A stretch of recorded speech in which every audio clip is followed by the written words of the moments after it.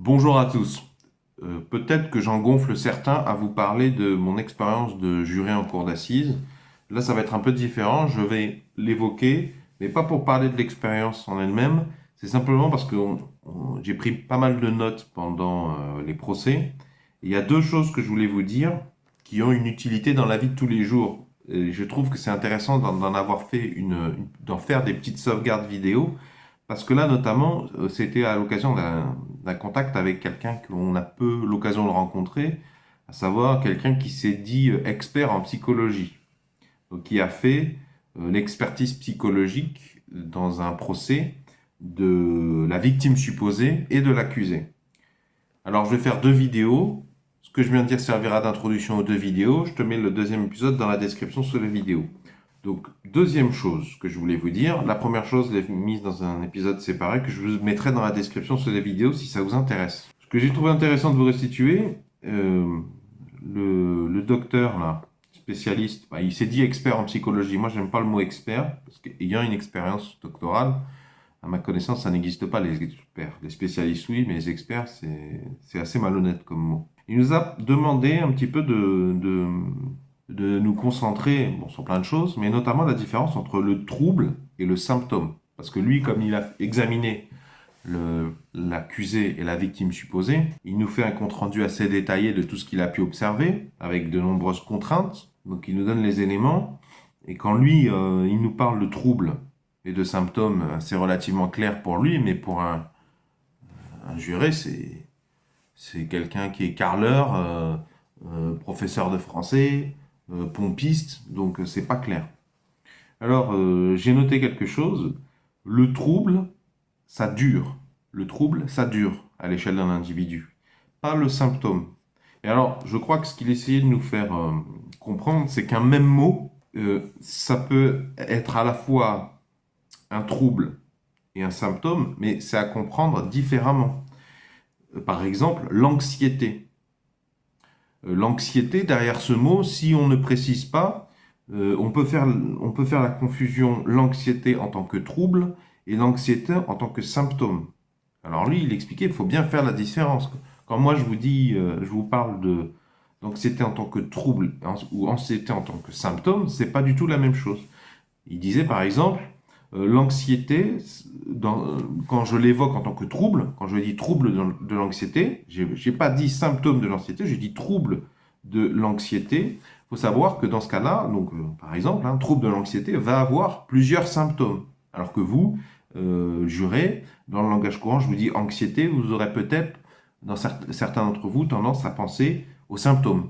Et donc, il nous a demandé de retenir que lui, quand le symptôme dure, en tant que spécialiste, dans le cas par exemple de l'anxiété, il va dire un trouble anxieux, un trouble de l'anxiété.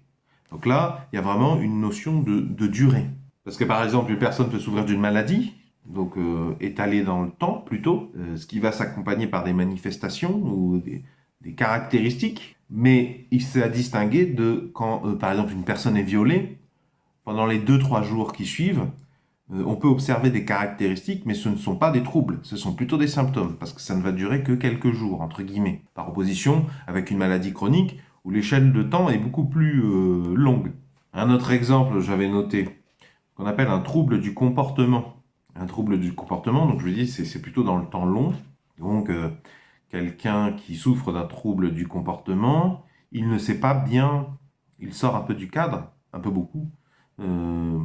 Bon, excusez-moi, c'est mes mots, hein, je ne suis pas du tout un spécialiste, hein, je retransmets de profane à profane, hein, de particulier à particulier. Le trouble du comportement, ça explique, ça peut expliquer pourquoi une personne est constamment hors sujet, elle a un comportement déplacé la plupart du temps. Par exemple, elle va se comporter en garde à vue face à un gendarme d'une manière absolument pas adéquate.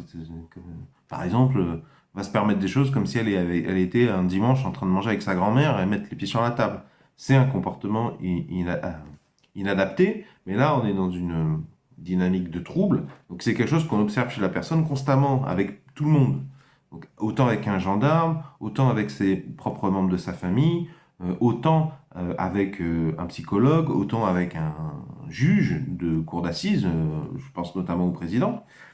Mais par contre, un trouble du comportement, ça ne va pas expliquer un comportement, par exemple, violent, un jour en particulier. Donc pour en revenir à l'anxiété, quand quelqu'un souffre d'un trouble de l'anxiété, d'un trouble anxieux, il va y avoir plusieurs symptômes, plusieurs manifestations.